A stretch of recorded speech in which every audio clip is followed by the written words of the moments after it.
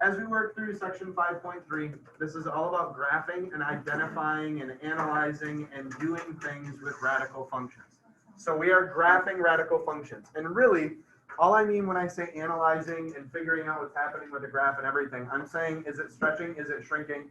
Is it shifting left, right, up, or down? Is it reflected? Is it reflected over the x-axis, the y-axis? What is it? And those are things that you should be able to know. Now remember, all of these are going to have one of two parent functions. We are only going to be dealing with two root functions in this entire thing. One of them will just be the square root of x, and one of them will be the cube root of x. So one of them is the square root of x, and one of them is the cube root of x. Now remember, your book might try to throw or pull one over on you by calling it x to the 1/2 power or x to the 1/3 power, but it means the exact same thing as the square root and the cube root, right? Because radicals and exponents can mean the same thing if they're written the appropriate way. This is the parent function. Now, if you remember, when we solve these things, we use XY charts, right?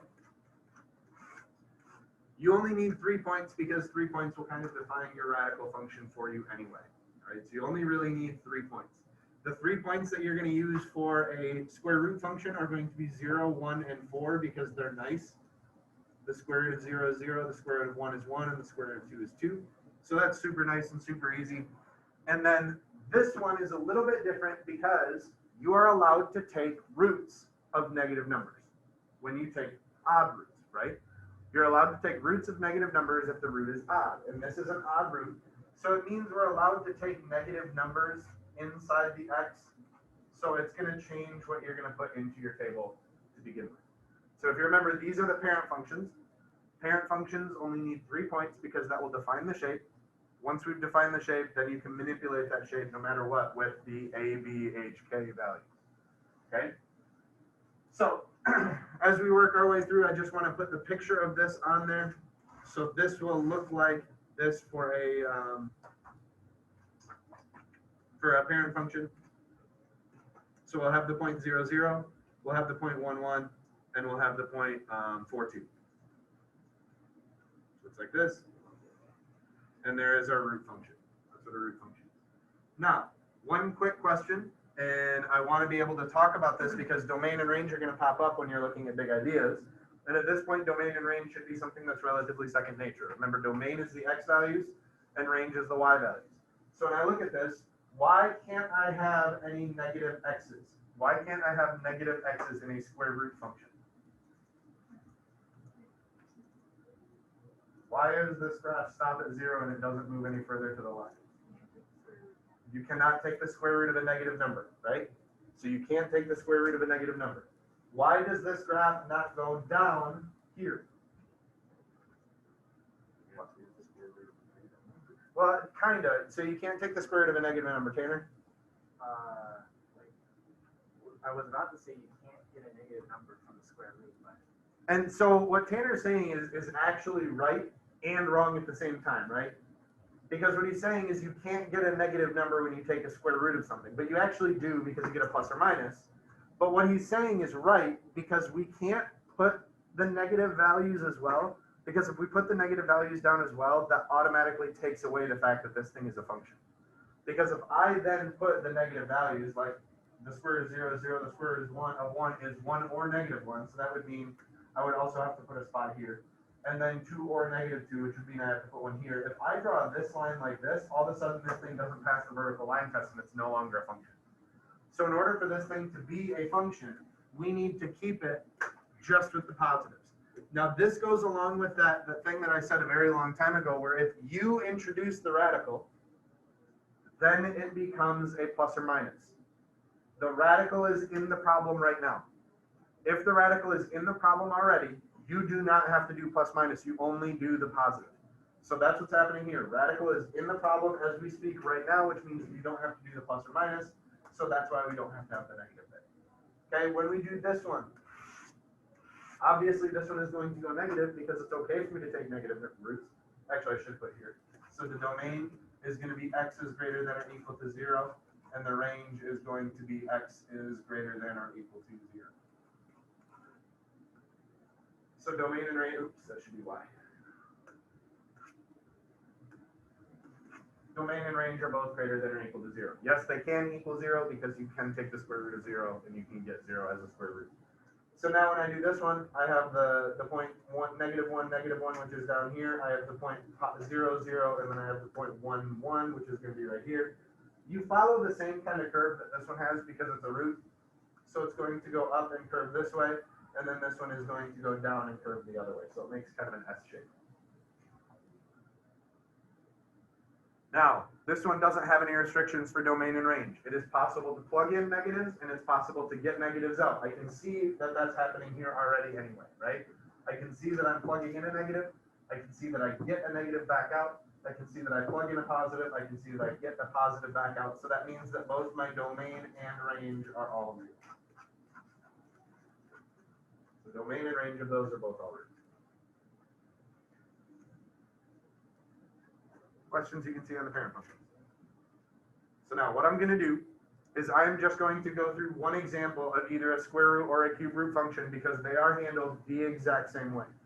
Nothing changes at all about these functions except the way the picture looks. That's it. That's the only thing that changes at all. The way that the picture looks. Because, and I guess which table you use, right? If you're using a cube root, you use this table. If you're using a square root, you use this table. If you're using a cube root, you use this picture. If you're using a square root, you use this picture. Other than that, every single aspect of these are the exact same. Okay? So here's what the general form of this looks like. Where we have a times the, I'm just going to call it the nth root of x.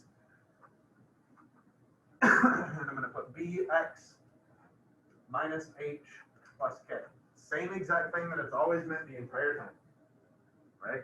That is the thing that we have used every single time up until, I guess, now. So remember, a will flip over the x, and it will stretch or shrink vertically. So a will either flip over the x or stretch it and shrink it vertically, or both. Could do any of those things. B does the same kind of thing except horizontally. So it's going to flip over y, or it is going to stretch or shrink horizontally.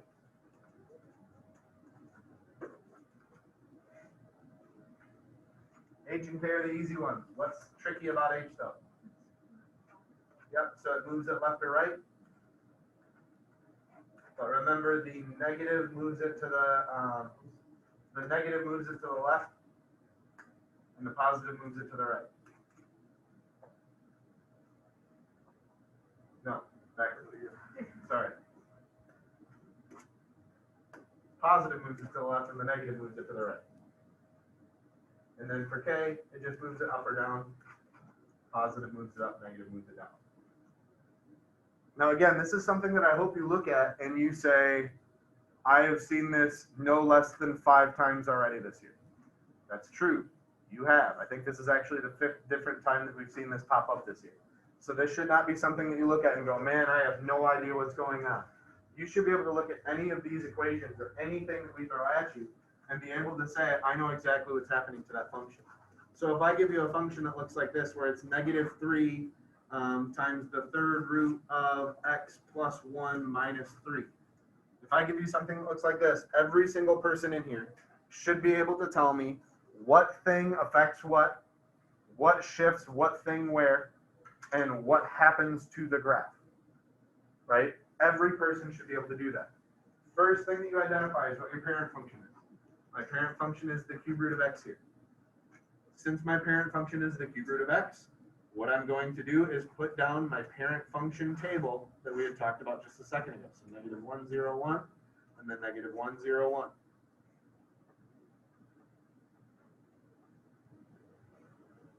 Then we just think about what affects what.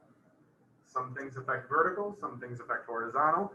If they affect the vertical, that means they affect the y column. If they affect the horizontal, that means they affect the x column. So as I work my way through, I should be able to figure out this 3 right here, and -3 right here, will affect what? The x's or the y's? It'll affect the y's because it's a vertical shift or a vertical stretch or a vertical shrink. So I'm going to take -3 times the y column.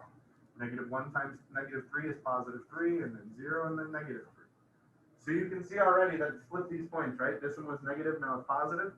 This one can't move. This one was positive, now it's negative. So you can see that it's flipped them already, and you can see that it's changed the magnitude by 3. So then as I keep working my way left to right, I see this thing right here. What does that +1 do? Moves it left 1 unit. Does that affect x's or y's? X's. So I'm going to take my x and I'm going to subtract 1 from it. So it's going to be -2, -1, 0. I'm also going to cross off, remember, my columns that I'm not using so that I only have 2 active columns at a time so that I don't freak out when I get to the end of the problem. Because once I get to the end of the problem, I'm not really sure what I'm supposed to be using if I have 5 different columns that show up. So just make sure that you're using what you're supposed to. And then finally, the last one is the -3. What does that affect? This y column or the x column? It affects the y column. So I'm going to take that column and I'm going to subtract 3 from it. So I'm going to get 0, -3, -6. And that column will now go. And now I have my new x column. And I have my new y column. So now it should be pretty easy to graph.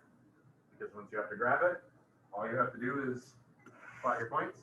You're all done. So I've got the point -2, 0. I've got the point -1, +3, or -3. And then I've got the point 0, -6. The point in the middle is always going to be the point in the middle. Okay? So the point in the middle is always going to be the point in the middle. So it's always going to make an S shape.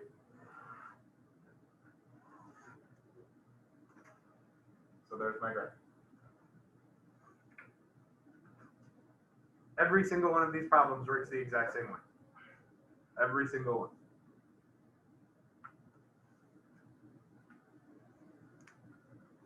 All right.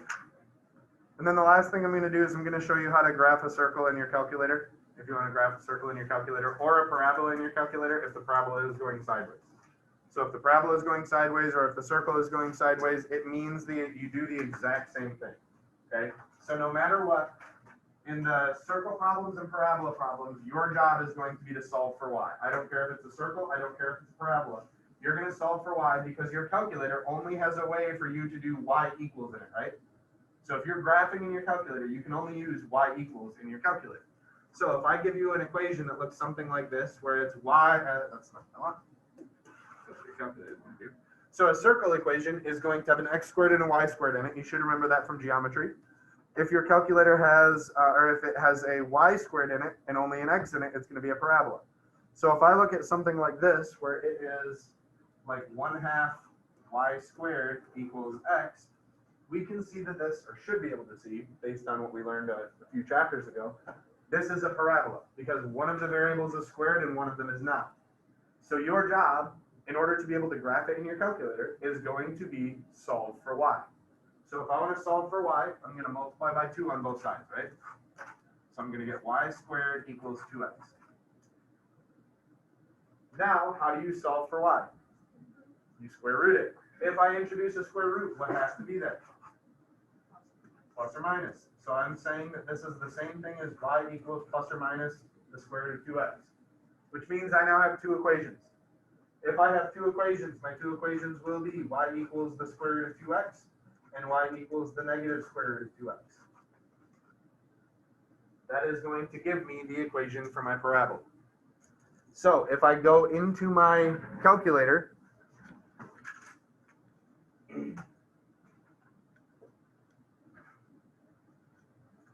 in my calculator, I should have the ability to graph this sideways parabola, which I've never been able to graph a sideways parabola before, by graphing the square root of 2x and the negative square root of 2x. So all it turns into is you solving an equation, and it will graph the sideways parabola for you. You can do the exact same thing with a circle, just solving for y. That's it. All right? Any questions that you guys can think of at the moment right now? Huh? A vertical one would just be a normal y equals. So a vertical parabola would just end up being something like, I mean, we could do y equals x squared plus 1, and that will give you a vertical parabola. You shouldn't have any issue with the vertical parabola. The only reason there's issues with the horizontal one is because it doesn't actually pass the vertical line test, and your calculator doesn't recognize things that are not functions. What we just graphed, that sideways parabola, is not a function. So your calculator won't recognize that if that's not a sideways, or if that's not a real function. Okay?